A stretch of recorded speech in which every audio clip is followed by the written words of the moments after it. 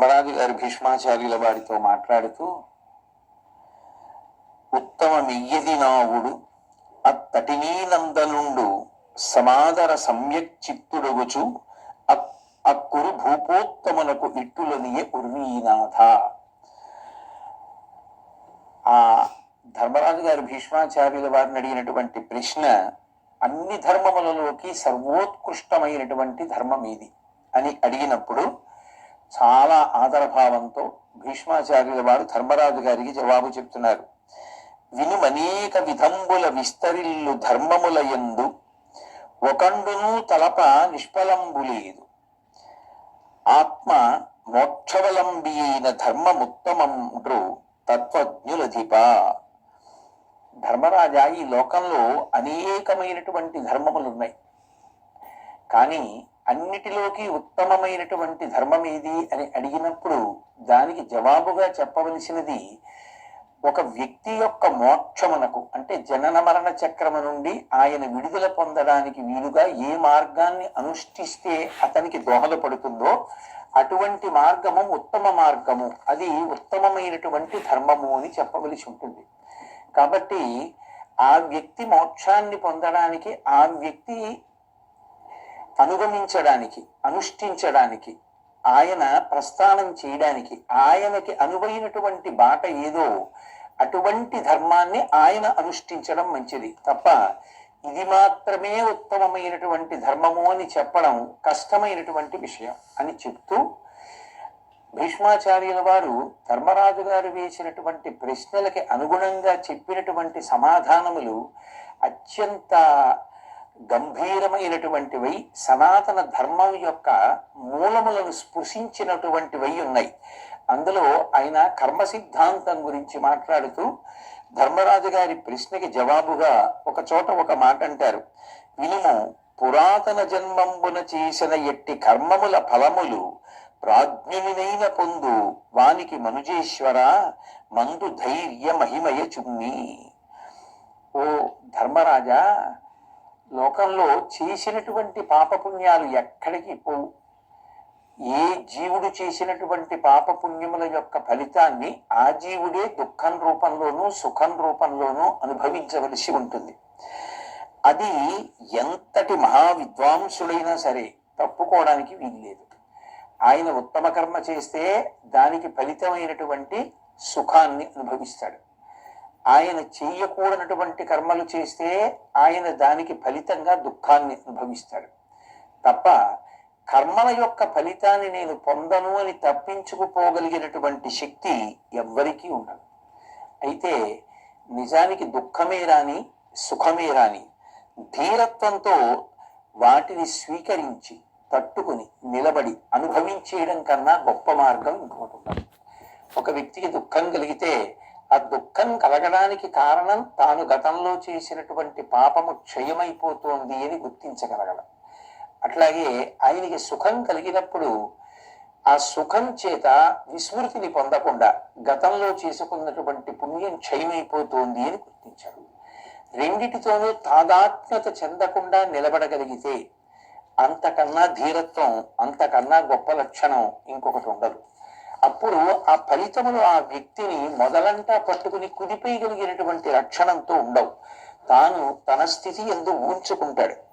అంటే ధర్మరాజు గారు అడిగారు, లోకంలో ధనవంతులు ఉంటారు, నిర్ధనులు ఉంటారు. నిజానికి వీళ్ళిద్దరిలో ఎవరు ఎక్కువ అదృష్టవంతులు? ఇద్దరిలో ఎవరు ఎక్కువ సుఖపడతారు, ఎక్కువ దుఃఖపడతారు? అంటే ఆ ప్రశ్న విన్నప్పుడు కొంచెం వదులుగా అనిపిస్తుంది. అదేమిటి, లోకంలో ధనవంతుడు సుఖపడతాడు, నిర్ధనుడు దుఃఖపడతాడు. దానికి ధర్మరాజు గారు మళ్ళీ భీష్మాచార్యుల వారిని అడగవలసినటువంటి పని ఉంది. గతంలోనే కదా భీష్ముడు చెప్పాడు, ధర్మానుష్ఠానానికి అంతటికీ కూడా అత్యంత ప్రధానమైనటువంటిది ధనమే. ఆ ధనము లేని నాడు ధర్మానుష్ఠానం చేయడం సాధ్యం కాదు అని చెప్పి ఉన్నాడు కదా. చెప్పి ఉన్నప్పుడు మళ్ళీ ధర్మరాజు గారు ఎందుకు ఇలా అడుగుతున్నారు అని మనకు అనిపిస్తుంది. కానీ ఒక వ్యక్తి ఒక్కొక్కసారి గతంలోనే కదా కర్మ ఫలితాల గురించి మాట్లాడుతున్నాడు భీష్ముడు. ఏ కారణం చేత కూడా ఆయన ధనాన్ని పొందలేక నిర్ధనుడిగా ఉండవలసి వస్తే, ఒక వ్యక్తి తాను చేసుకున్నటువంటి పుణ్యముల యొక్క ఫలితము కావచ్చు.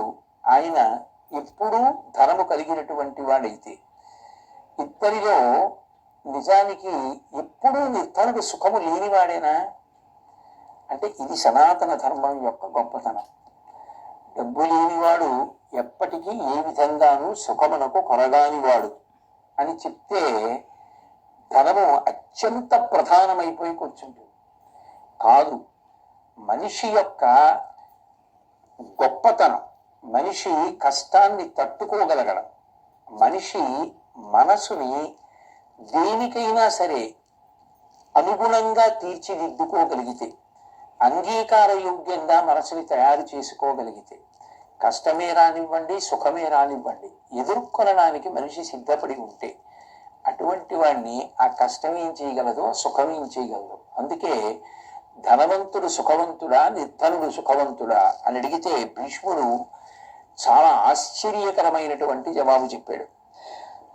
ధనము కలిమియు లేమియు త్రాసునందు నిలిపి ఎత్తంగా ఉలిసూపే నిర్ధనత్వమిక్కుడై దాని దిక్కున ఇట్టులన్న వినుము గోణదోషముల భంగి విస్తరింతు. ఒక తక్కెట తీసుకుని అందులో ఒకవైపు ధనాన్ని పెట్టి ఒకవైపు నిర్ధనత్వం అంటే అసలు ధనం లేకపోవడం అనేటటువంటి దాన్ని పెడితే దాని వలన ఎవరికి సుఖం ఎక్కువ ప్రాప్తిస్తుంది? ధనం ఎక్కువ ఉన్న వారికి ప్రాప్తిస్తుందా, ధనం లేని వారికి ప్రాప్తిస్తుందా? లేకపోతే ఒకవైపు ధనవంతుడు ఒకవైపు నిర్ధనుడు అనుకోండి, ఎవరికి సుఖం ఎక్కువ ఉంటుంది అని ప్రశ్న వేసి ఆ తక్కెట పెడితే అప్పుడు నిర్ధనుడి వైపే ఆ ముళ్ళు చూపిస్తుంది. అంటే నిజానికి సుఖం ఎవరికి ఎక్కువ ఉంటుంది అంటే నిర్ధనుడికే ఉంటుంది. ఎందుచేత అంటే ధనము కలిగినటువంటి వాడికి తొలగించుకోలేని కష్టములు ఉంటాయి. ధనము కలవాడు మృత్యు వదనముననున్నట్లు భయము తన చిత్తమునందనుకగా ఉల్లల నుడుకుచు విను సిఖి చోరాది ముఖ్య విషయాపదకు. ఆ ధనవంతుడైనటువంటి వాడు ఎప్పుడూ కూడా మృత్యుముఖంలో ఉన్నటువంటి వాడు ఎలా కొత్త కొత్త కొత్త కొత్త ఉడికిపోతూ బాధపడిపోతూ ఉంటాడో అలాగే ఆ ధనం ఉన్నటువంటి వాడు సిఖి అగ్నికి భయపడుతూ ఉంటాడు. అగ్ని అంటే చటుక్కున ఏదైనా ఆపద సంభవించింది అనుకోండి, ఓ ప్రమాదం సంభవించింది అనుకోండి, తన ఐశ్వర్యం అంతా నశించిపోతుందని భయం, అగ్ని వలన భయం. చోరాది దొంగలు మొదలైనటువంటి వాళ్ళు ఎక్కడొస్తారో, తనకున్నటువంటి ఐశ్వర్యాన్ని ఎక్కడ ఎత్తుకుపోతారో అని భయపడుతూ ఉంటాడు. ఆ కారణం చేత నిజానికి కంటి నిండా నిద్రపోలేడు. కానీ నిర్ధనుడైనటువంటి వాడికి అటువంటి బెంగ ఎక్కడుంది? కానీ ఒక్కొక్కసారి నిజంగానే ధనానికి సంబంధించినటువంటి కష్టాలు వింటే ఆశ్చర్యంగానే ఉంటాయి. ఇప్పుడు అదే చెప్తున్నాడు. మరి నిజంగా అటువంటి విషయంతో పోలిస్తే హాయిగా అందరూ ఒకళ్ళకొకళ్ళు ఎదురుగుండా కనపడుతూ జీవించగలగడం, మాట్లాడుకుంటూ ఉండడం, కష్టం సుఖం చెప్పుకుంటూ ఉండడం, కలిసి తింటూ ఉండడం, కలిసి కనపడుతూ ఉండడం, మాట్లాడుకుంటూ ఉండడం ఎంతటి మహదైశ్వర్యం. తీసుకోగలిగితే అందులో కూడా అంత సౌభాగ్యం ఉందన్నమాట అనిపించింది నాకు. కాబట్టి నేను సిఖి చోరాది ముఖ్య విషయాపదలకు, ఈ అగ్ని, చోరభయం ఇటువంటి వాటికి ధనవంతుడు ఎప్పుడూ భయపడుతూ ఉంటాడు. ఇక నిర్ధనుడు అంత భయపడటానికి ఆయన దగ్గర ఏముందని, అయ్యో ఇది పోతుందో అది పోతుందో అని బెంగ పెట్టుకోవడానికి ఏమీ లేదు. కాబట్టి హాయిగా ఆయన ప్రశాంత చిత్తంతో ఉంటాడు. 2 కోపంబును లోపంబును నేపారి మనంబు కలప ఇప్పుడు చింతాతాపంబునందు సధనుండు ఆపద కాక విధము సుఖావహమగునే. అంత ఐశ్వర్యం ఉన్నటువంటి వాడు తరచుగా కోపానికి లోనవుతుంటాడు. ఎందుకని అంటే అంత డబ్బు ఉన్నవాడి దగ్గరికి ఎవరో ఒకళ్ళు వస్తుంటారు, ఏదో ఒకటి అడుగుతుంటారు, మీకేమండి బోల్డ్ ఎంత ఉంది అంటూ ఉంటారు. ఎక్కడ దృష్టి దోషం తగులుతుందో భయం, ఎవరు అడుగుతారో భయం, అడిగినప్పుడు ఇవ్వకపోతే మనసులో ఏం పెట్టుకుంటాడో భయం, మళ్ళీ తనకి కష్టానికి కలిసి వస్తాడో కలిసి రాడో భయం, పోనీ ఇస్తే తిరిగి ఇస్తాడో ఇవ్వడో భయం, వాళ్ళింటి చుట్టూ నేను ఎక్కడ తిరగలేనేటటువంటి భయం, మనకున్నది ఇలా నిలబెట్టుకోవడం ఎలా, దీన్ని ఇంకా పెంచడం ఎలా, ఇది పాడైపోకుండా చూసుకోవడం ఎలా, ఇన్ని భయాలు. కాబట్టి నిరంతరం దిగులుతో ఉంటాడు, విచారంతో ఉంటాడు. కానీ ఇటువంటి బాధలేవి నిర్ధనుడికి లేవు. ఎవరు తన్నొచ్చి అడుగుతారన్న బెంగే ఉంది. కాబట్టి ఆయన ఎవరితో స్నేహం పెట్టుకున్నాడో ఆ స్నేహం ఆయన గురించి తెలిసి పెట్టుకున్నదే కాబట్టి ఆ స్నేహం అలాగే ఉంటుంది. ఇంకా మాట్లాడితే పాపం ఆ ఉన్నదాంతో అంత తృప్తిగా బతుకుతున్నాడు ఆయన అని చెప్పి ఓ ప్రేమ ఉంటుంది వాళ్ళ పట్ల, ఒక సుహృద్భావం ఉంటుంది. అది పెరిగే అవకాశం ఉంటుంది కానీ తరిగే అవకాశం ఉండదు. ఇక నిర్ధనుడు ఎచ్చోటనైనా అధనుడు విచ్చలవిడినుండు లేదు వెరపించుకయున్ ఉచ్చపు చందం బొల్లడు మెచ్చరి సురలైన పలుకు మృదువయ్యుండు. ఆ ధనము లేనటువంటి వ్యక్తికి ఇబ్బందులు లేవు, ఎక్కడైనా స్వేచ్ఛగా ఉండగలుగుతాడు, ఎటువంటి అవసరం లేకుండా ఉంటాడు. కపట ప్రవర్తనకి అవకాశము చాలా తగ్గిపోతుంది. అంత మాత్రం చేత ధనవంతులందరూ కపటంగా ఉండవలసిన అవసరం ఉంటుందని సిద్ధాంతీకరించట్లేదు. కానీ నిర్ధనులైనటువంటి వారు కపటంతో ఉండవలసినటువంటి అవసరం బాగా తగ్గిపోతుంది. ఎందుకని అంటే ఎవడేమడుగుతాడు, ఏం చెప్పాలో, ఇన్ని ఆలోచనలు చేయవలసిన అవసరమే ఉండదు. అన్నిటిని మించి మనకేమీ లేదు, మనం ఒదిగి ఉండాలి, పెద్దవాళ్ళు వాళ్ళతో మనకెందుకు, ఈ మాట తరచుగా వినపడుతూ ఉంటుంది లోకంలో. ఏమంటే మీరు కూడా ఏమైనా అనపోయారా, పెద్దవాళ్ళు కదండి మనకెందుకు అంటారు. అంటే మాటలో మృదుత్వం, సహించగలగడం, సహనం, ఓర్పు, సర్దుకుపోవడం, గౌరవం, ఇవన్నీ కూడా తనంత తానుగా వచ్చేస్తాయి నిర్ధనుడికి. అయినప్పుడు నిర్ధనుడైనటువంటి వాడు కేవలం కష్టాలే పడుతున్నాడని చెప్పడం వీలు లేదు ధర్మరాజా. ఆయన నేను సుఖంగా ఉన్నాను అని అంటుంటే మనమెవరం వ్యతిరేకంగా తీర్పు ఇవ్వడానికి? అట్లాగని ధనవంతుడైనటువంటి వాడు దుఃఖాలతోనే ఉంటాడు అని తీర్పు ఇవ్వడానికి మనమెవరం?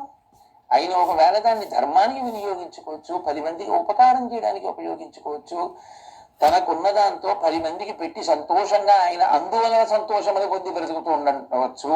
అంత మాత్రం చేత ఆయన సంతోషం పొందకుండా ఉంటాడు, ఎప్పుడూ ఆయన సుఖం పొందలేడు నిర్ధనుడితో పోలిస్తే అని ఎలా తీర్పిస్తాం? రెండూ సాధ్యం కాదు. అందుకే భీష్ముడు ఒక అద్భుతమైనటువంటి విషయాన్ని చెప్తూ ఈ ప్రస్తావన పూర్తి చేస్తున్నాడు. లోకము చందము గనికొని ఈ కానగనగు ధనాదులెల్లను కాలం వ్యాకులత పొందగలయవి కాకుండా మీ ఎరిగి విడుపు కడు చదురిందు. లోకంలో ఈ తీరికెన్నులు ఎలా ఉంటాయి, లోకం యొక్క పోకడ ఎలా ఉంటుంది అనేటటువంటిది గ్రహిస్తే ఒకనకొకప్పుడు ఒక 50 సంవత్సరాల క్రితం ఎంతో డబ్బున్న వాళ్ళు ఇప్పుడు ఎంతో కష్టపడి సంపాదించుకుంటున్న వాళ్ళు కావచ్చు. ఒక 50 సంవత్సరాల క్రితం ఎంతో కష్టపడి పిల్లవాడిని చదివించుకోలేక 10 మంది సహకారంతో చదివించిన వాళ్ళు అన్నదాన సత్రవులు పెట్టిన వాళ్ళు అయి ఉండొచ్చు, 10 మందికి విద్య నేర్పుతున్న వాళ్ళు అయి ఉండొచ్చు. ఐశ్వర్యం ఒకప్పుడు లేనిదై ఉండొచ్చు, ఒకప్పుడు ఉన్నదై ఉండొచ్చు. ఒక్కొక్క వ్యక్తి జీవితంలోనే ఒకప్పుడు ధనం ఉండదు. చిన్నతనంలో నేను ఎన్నో కష్టాలు పడ్డానండి అని చెప్పిన వాళ్ళు ఉంటారు. నిజంగా వాళ్ళ సౌశీల్యం చూస్తే 2 చేతులు ఎత్తి నమస్కరించాలనిపిస్తుంది. వాళ్ళు మనకి పరిచయం అయినప్పుడు మహదైశ్వర్యవంతులుగా కనపడుతూ ఉంటారు. వాళ్ళ దగ్గరికి వెళ్ళి మనం మాట్లాడుతూ వాళ్ళని మనమేం అడగలేదు, వాళ్ళ భవనం, వాళ్ళ యొక్క జీవన స్థితి చూస్తే వాళ్ళు మహదైశ్వర్యవంతులని తెలుస్తోంది.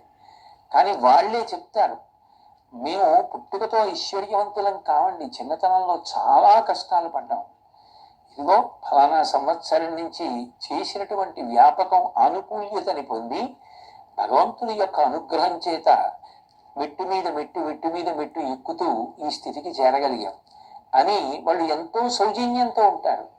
కాబట్టి కాలంలో ధనం వస్తుంది, ధనం వెళ్ళిపోతూ ఉంటుంది. మాకురు ధనజన యవ్వన గర్వం హరతి నిమీషత్కాల సర్వం మాయామయమిదమఖిలం హిత్వా బ్రహ్మపదం త్వం ప్రవిశ విదిత్వా అంటారు. కాలమునందు ఐశ్వర్యము రావచ్చు, ఐశ్వర్యము పోవచ్చు అని ఐశ్వర్యము మీద భ్రాంతి పెట్టుకోకుండా, అసలు ఆ డబ్బు వలన కాదు సంతోషం, డబ్బు కన్నా ఇతరమైన విషయముల చేత సంతోషం, భక్తి చేత సంతోషం, కర్మ చేత సంతోషం, 10 మందికి ఉపకారం చేయడం చేత సంతోషం, 10 మందిలో కలిసిపోవడంలో సంతోషం, 10 మందిని ఆదరించడంలో సంతోషం.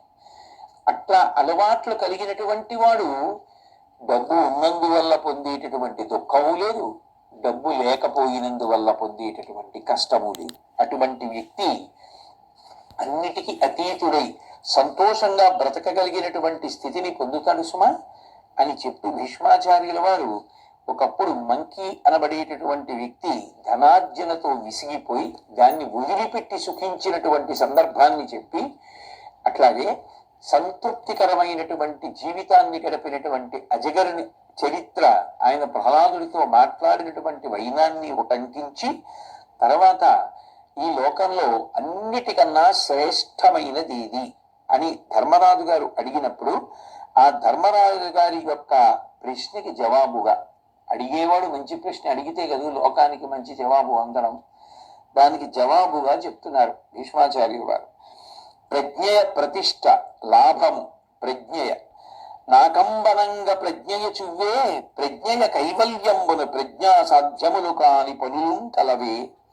లోకంలో అత్యంత ఉపయుక్తమైనది, మనిషికి అన్నిటినీ ఇవ్వగలిగినది ఏదో తెలుసా ధర్మరాజా?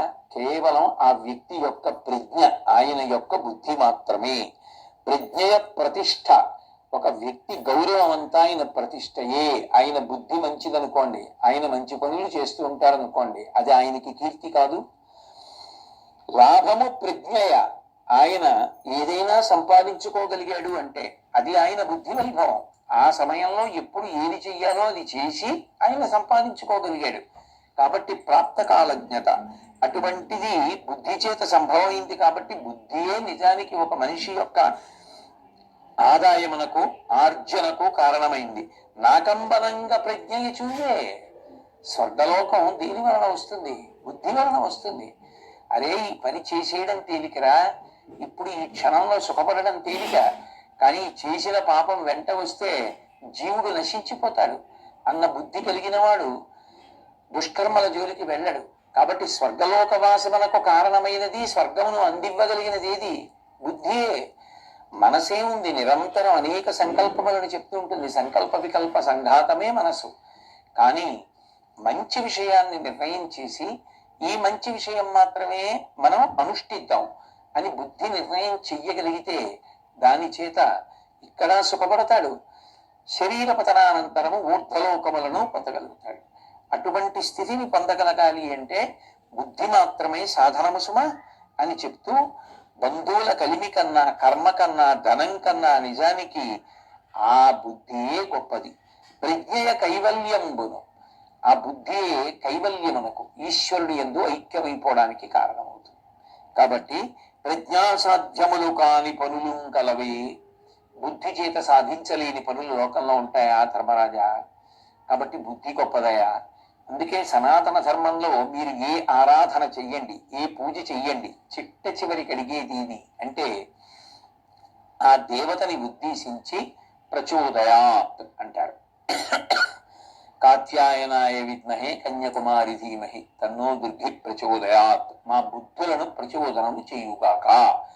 ఆ దేవతలు ఏం చెయ్యాలి అంటే మన బుద్ధిని సక్రమమైనటువంటి మార్గంలో ప్రచోదనం చెయ్యాలి.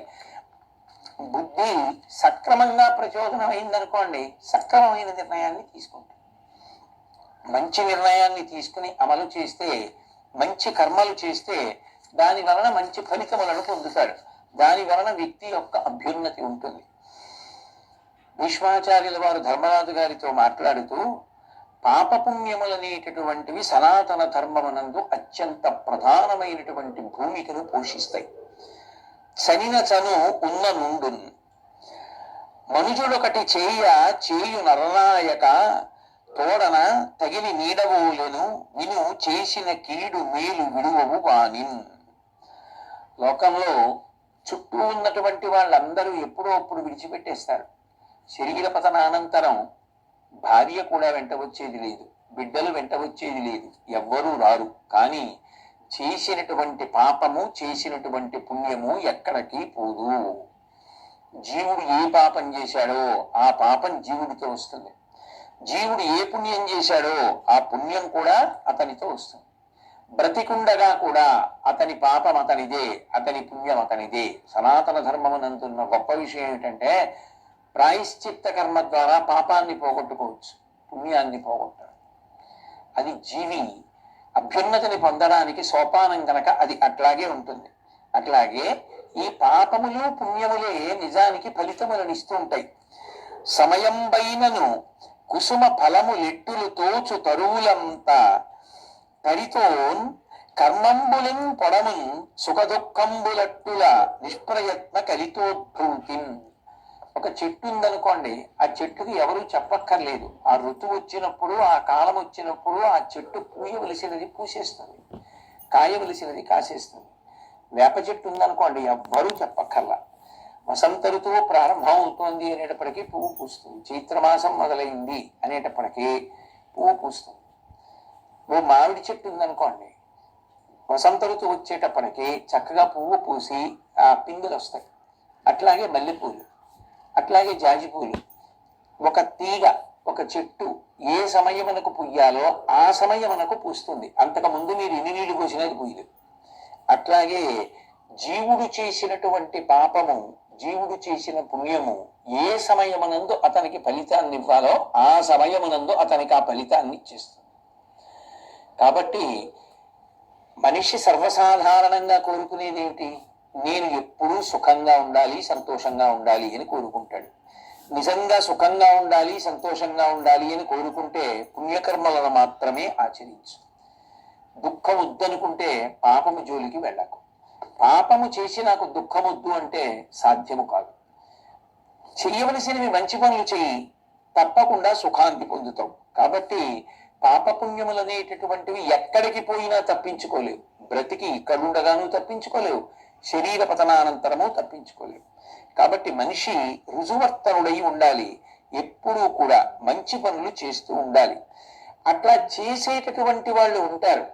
వాళ్ళని చూసి కొంతమంది ఏమంటారంటే, ఇటువంటి సనాతన ధర్మము చేత ప్రతిపాదింపబడినటువంటి మౌలికమైనటువంటి సిద్ధాంతాన్ని ఆచరించి తరించేటటువంటి వారిని చూసి, ఏదో చెప్తారు కానండి, ఇవన్నీ నిజంగా జరిగే పనులే, ఇవన్నీ నిజంగా ఉన్నవా? ఎక్కడ చెప్పారండి? ఆయన అలాగే మాట్లాడుతూ ఉంటారు, ఆయన మాట్లాడే దాంట్లో సారం ఏముందండి, ఇవన్నీ ఎవరు చూసి వచ్చారండి, ఆయన అలా చెప్తూ ఉంటాడు అంటారు.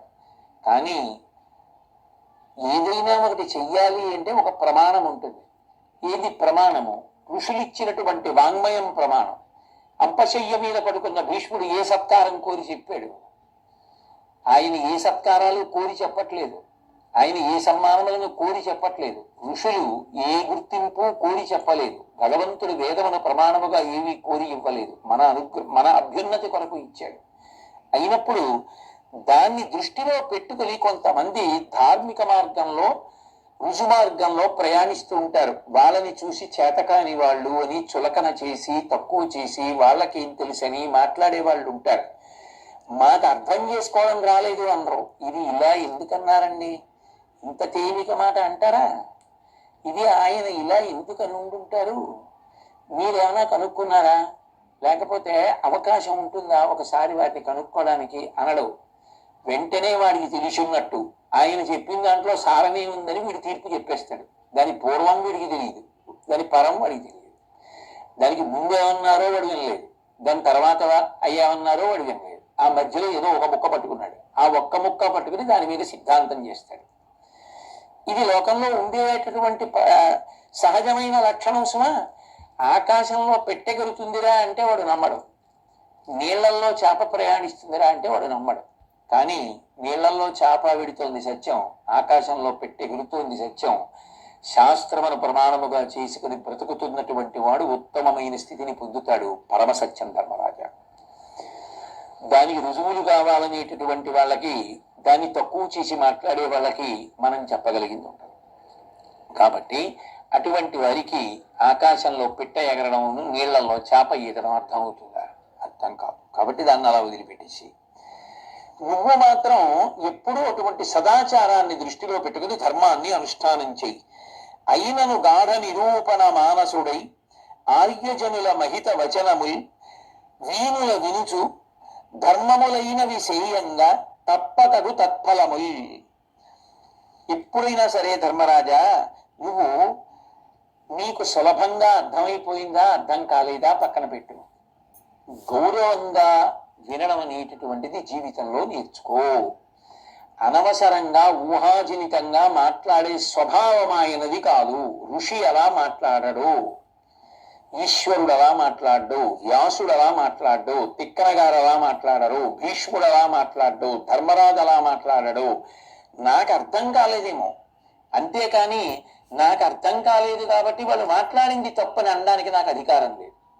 బహుశా నాకంత పెద్ద నేపథ్యం లేదు, నీ చదువుకున్న చదువు లేదు, నేను ఆ పుస్తకాలు పరిశీలించింది లేదు, నేను ఎక్కడికి వెళ్ళి విన్నది లేదు, నేను చదువుకున్నది లేదు, నా ఇంట మొదటి నుంచి అటువంటివి లేను లేవు.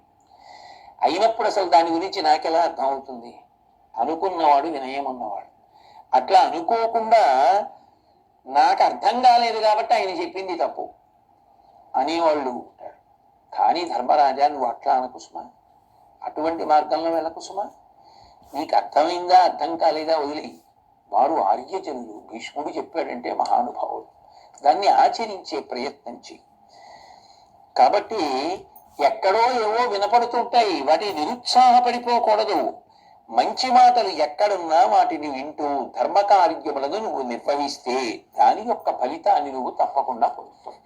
కాబట్టి దానికి వ్యతిరేకమైనటువంటివి ఏమి ఉంటాయో దాని గురించి నువ్వు పెద్దగా బెంగ పెట్టుకోవలసిన అవసరం లేదు అంటూ ఆయన అత్యంత సారవంతమైన విషయాన్ని ఒకదాన్ని ప్రతిపాదన చేస్తున్నాడు. ఇది కర్మభూమి, భోగాస్పదమా లోకంబు ధర్మపరులకు సులభంబు, అది సత్య శౌచ సౌజన్య దయాదులు లేని వారికి అప్రాప్యమగున్. ఓ ధర్మరాజా, ఇది కర్మభూమి అంటే ఇక్కడ కర్మ ప్రధానం. ఉత్తమ కర్మలు చేసిన వాడు ఉత్తమ ఫలితములు పొందుతాడు, దుష్కర్మలు చేసిన వాడు కష్టములు పొందుతాడు. కాబట్టి ఇక్కడ చేసినటువంటి కర్మల యొక్క ఫలితములు సుఖ దుఃఖములుగా తిరిగడమే కాదు, దాని యొక్క ఫలితం వేరుగా కూడా ఉంటుంది. భోగాస్పదమా లోకంబు ధర్మపరులకు సులభం. పైన లోకాలున్నాయి, స్వర్గాది లోకములు. ఆ లోకములకు ఎవరు వెడతారు అంటే ఇక్కడ ఎవరు ధర్మాన్ని పట్టుకున్నారో, ఎవరు విహిత కర్మలు ఆచరించారో, ఎవరు సుకర్మములు చేశారో, ఎవరు పుణ్యకర్మలు చేశారో వారందరూ కూడా ఉత్తమ లోకములకు వెడతారు, స్వర్గాది లోకములకు. అది సత్య శౌచ సౌజన్య దయాదులు లేని వారికి అప్రాప్యమగును. అటువంటి ఉత్తమ లోకాలు, ఆ స్వర్గాది లోకములు సత్యము, శౌచము, సౌజన్యము, స్నేహభావన, మంచితనం, సౌజన్యము, దయ ఇటువంటి లేని వారు ఎవరుంటారో అటువంటి వారు ఆ ఉత్తమ లోకములను పొందలేరు. ఇటువంటి మంచి గుణములు దేని వలన కలుగుతాయి? పెద్దల మాటలు వినడం చేత, వాటి మీద అనురక్తి పెంచుకుని అనుష్ఠాన పర్యంతంలోకి తెచ్చుకోవాలనేటటువంటి బుద్ధి స్థిరంగా నిలబడడం చేత కలుగుతాయి. అవి కలగనప్పుడు అసలు అటువంటి ఉత్తమ కర్మలు చేసేటటువంటి అధికారం కానీ అవకాశం కానీ లేదు. కాబట్టి అటువంటి వ్యక్తికి దుర్లభము, ఆ ఉత్తమ లోకములను పొందలేడు. ఈ లోకము దుఃఖ బహుళము, ఆ లోకము పూరి సుఖ నిరంతరము. అందే జాలియను లేక ఉండురుతో లెస్సగ పొంది ఉండుదురు జనులనగా. దీనికి మత్స్యలోకం అని పేరు, ఈ భూలోకానికి. దీనికి ఒక నియమం ఉంది, ఇక్కడికి వచ్చిన వాడు శరీరాన్ని విడిచిపెట్టి వెళ్ళిపోతాడు. పాపము పుణ్యము రెండు ఉంటే ఈ లోకానికి వస్తారు. అందుకని సుఖము దుఃఖము రెండు ఉంటాయి తప్ప కేవల సుఖమే అనుభవించాలంటే స్వర్గానికి వెళ్తారు, కేవల దుఃఖం అనుభవించాలంటే తిరియక్కవుతారు. సుఖ దుఃఖములు రెండూ పాపపుణ్యముల ఫలితముగా అనుభవించాలి అంటే మర్త్యలోకమునకు వస్తారు. కాబట్టి ఆ లోకమునందు అంటే స్వర్గాది లోకముల యందు కేవలము సుఖము మాత్రమే ఉంటుంది. కానీ ఈ లోకమునందు కష్ట నష్టములు కూడా ఉంటాయి. కాబట్టి అటువంటి సుఖప్రదమైనటువంటి లోకానికి వెళ్ళిపోవాలి అని అనుకున్నవాడు పుణ్యకర్మలను ఆచరిస్తూ ఉంటాడు. అంతేకాదు ధర్మరాజా, హస్తిమశకాంతరము గల దర్శి చూడ వాస గృహ శయనాసన వసన గంధ మాల్య తౌర్యత్రికారామ మానినీ జనాది సుఖ సాధనములకు అందునిందు. సుఖ సాధనముల విషయంలో కూడా ఆ లోకమునకు ఈ లోకమునకు ఏనుక్కి దోమకి ఉన్నంత వ్యత్యాసం ఉంటుంది. అక్కడ ఉండేటటువంటి ఇళ్ళు కానీ, అక్కడ ఉండేటటువంటి పాన్పులు కానీ, అక్కడ ఉండే దుస్తులు కానీ, అక్కడ అలంకరించుకునేటటువంటివి అనులేపనం చేసుకునే గంధాదులు కానీ, ధరించే మాలలు కానీ, సంగీత సాహిత్య నృత్య వాద్యాది విశేషములు కానీ అన్నీ కూడా అక్కడ ఉండేటటువంటి సుఖ సాధనములు ఈ లోకంలో దొరికేటటువంటి సుఖ సాధనముల కన్నా నిండుగా ఉన్నటువంటివై ఉంటాయి. అంతేకాదు ఇక్కడ చేసిన కర్మలను బట్టి పై లోకానికి వెళ్ళడమా కిందికి వెళ్ళిపోవడమా ఇంకాను అన్నది నిర్ణయింపబడుతుంది. ఉత్తమ కర్మలు చేసిన వారు స్వర్గములకు వెళుతున్నారు. కేవలము శాస్త్రము మీద నమ్మకం లేకుండా పాపకర్మలే చేస్తే, అయితే శాస్త్రం మీద నమ్మకం లేకపోయినా ఉత్తమ కర్మలు చేసేవాళ్ళు ఉంటారు. శాస్త్రమును నమ్మం మేము అన్న వాళ్ళేమి దుష్కర్మలు చేయరు. 10 మందికి ఉపకారం చేసేవాళ్ళు, 10 మందితో మంచిగా ఉండేవాళ్ళు, ఎప్పుడూ ఇతరుల యొక్క మేలు కోరుకునేటటువంటి వాళ్ళు, అటువంటి మంచి లక్షణములు ఉన్నాయనుకోండి, ఆయన నడవడిలో కానీ ఆయన వలన ఇతరులకు కష్టం కానీ ఏముంది? శాస్త్రము ప్రమాణము కాలేదంతే, కానీ ఆయన చేసిన దాంట్లో దోషం ఏం లేదు. దోషం ఎప్పుడు వస్తుంది అంటే నమ్మకుండా ఉండడం, తాను ఉత్తమ కర్మలేమీ చేయకపోవడం, అప్పుడు ప్రమాదం.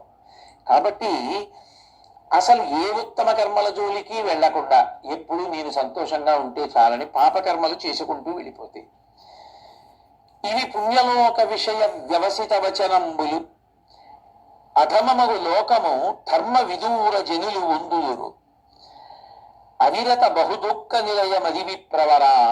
కేవలము పాపకర్మలు చేసినటువంటి వారు నరకాది లోకములను పొందుతారు. అక్కడ చాలా దుఃఖపడవలసి ఉంటుంది. ఇప్పుడు ఇది కర్మభూమి. ఇక్కడ చేసిన పనిని బట్టి ఉత్తమమైన లోకాలకు వెళ్ళడమా, నీచమైన లోకాలకు వెళ్ళిపోవడమా, పాపము లోకాలకి దుఃఖం ఉండేటటువంటి లోకాలకి వెళ్ళిపోవడమా నిర్ణయింపబడుతుంది. ఈ 2 మార్గాలు కూడా కాదు, 3వ మార్గం ఉంటుంది ధర్మరాజా. అదేమిటో తెలుసా? విను మమకార వివర్జిత మనస్కులకు పుణ్యపాప మార్గంబులేమి లోకంబుల త్రిమ్మర కనగా పొందుతురు శాశ్వత ఆనందంబున్. వాళ్ళు శాస్త్రం చెప్పినటువంటి విహిత కర్మలు ఆచరిస్తూ పుణ్యములు చేస్తూ, ఈ పుణ్యములకు ఫలితము మాకేం అక్కర్లేదు, దీని వలన మాకు సుఖాలు పొందాలనేటటువంటి కోరిక లేదు. ఎందుకని? సుఖము పొందాలన్నా మళ్ళీ శరీరం ఉండాలి, కాబట్టి మళ్ళీ పుట్టాలి, మళ్ళీ పుట్టి రావాలి, మాకు దాని మీద అనురక్తి లేదు. ఈశ్వరుడు మమ్మల్ని అనుగ్రహించి మనుష్య జన్మనిచ్చాడు, శాస్త్రం ఇచ్చాడు, గురువు ఇచ్చాడు, తెలుసుకున్నాం, ఉత్తమ కర్మలు ఆచరించాం. ఆచరించడానికి అన్ని విధాలా శక్తినిచ్చిన వాడు ఆయనే. ఆయనకి ఈ కర్మల ఫలితాన్ని ధారపోసేస్తున్నాం. అన్నవాడికి పాపము లేదు, పుణ్యము లేదు.